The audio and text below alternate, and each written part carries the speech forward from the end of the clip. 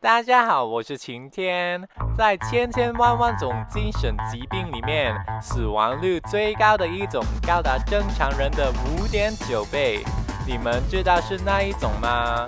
一开始我们可能会想到的是抑郁症，因为抑郁症令患者情绪低落，思想变得十分的负面，这导致一部分的他们会产生去自杀的念头。但其实抑郁症的死亡率也只是平常人的1.6倍。我不是说抑郁症没什么，我知道抑郁症的患者也是十分的痛苦的，但1.6倍跟5.9倍还是有段距离啊。如果不是抑郁症的话，再来我们可能会想到的就是精神分裂症，因为精神分裂症有机会出现幻觉，看到一些不存在的事物，听到一些不存在的声音，导致他们可能会因此出现轻生的念头。但统计发现，精神分裂症的死亡率也只是普通人的2.5倍。最后的答案，相信是你想也没想过的。死亡率最高的精神疾病，竟然是厌食症。经过不同的研究后发现，厌食症其实是一个非常可怕的疾病。厌食症患者由于长时间抗拒吃东西，而出现乏力、心率减慢等症状。继续下去会出现重大的营养不良以及死亡的危机。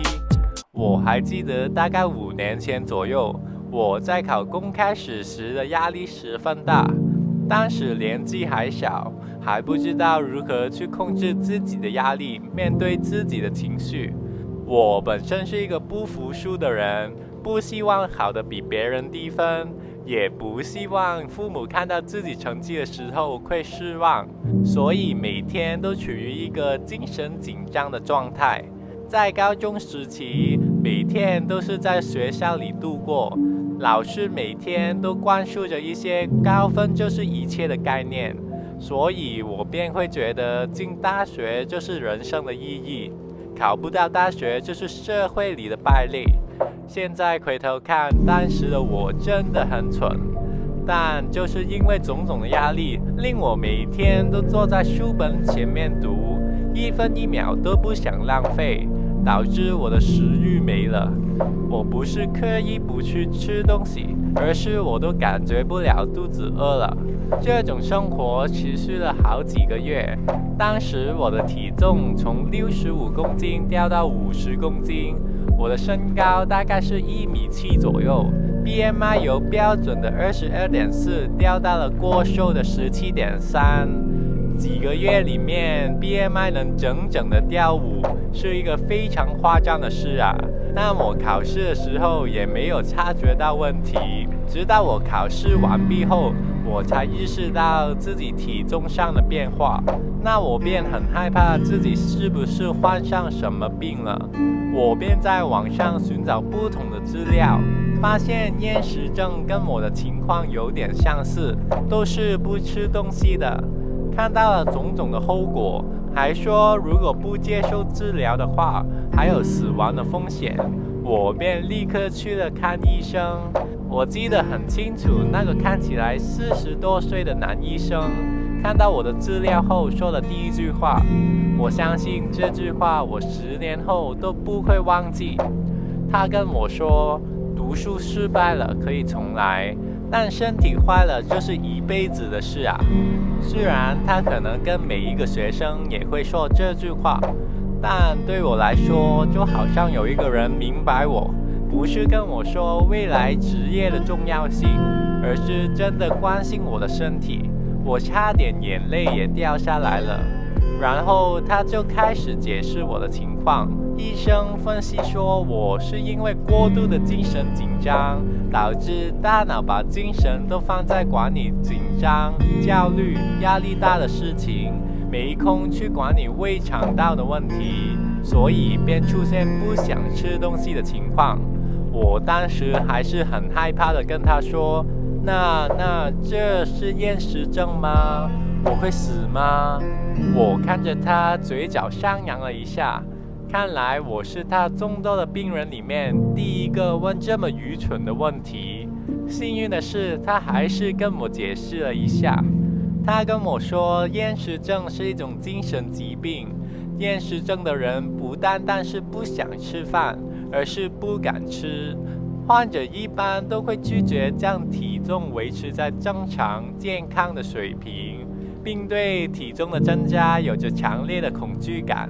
厌食症的患者会对体重有着扭曲的理解，他们会把自我的价值和体重联系起来，而且他们不会觉得自己不吃东西是一个问题。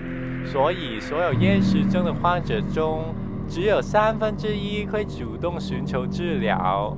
所以，根据你刚才的描述，可以肯定的是，你只是精神紧张，跟厌食症没有半点关系。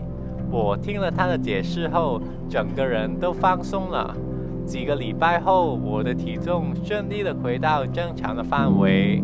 但这一次，我发现说，很多人都会把自己的价值、自己的快乐建立在其他人的目光之上。为了得到别人的认同，所有的事情都不能出错。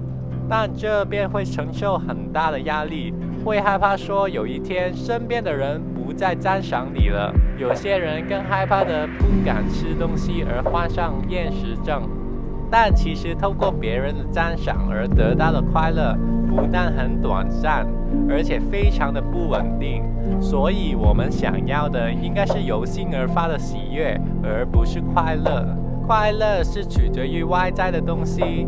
那么一旦那个令你快乐的情境或事物不存在了以后，你的快乐也会随之消失。而喜悦却不同，它是从你内心深处油然而生的。一旦你拥有了它，别人是不可能在外界夺走它的。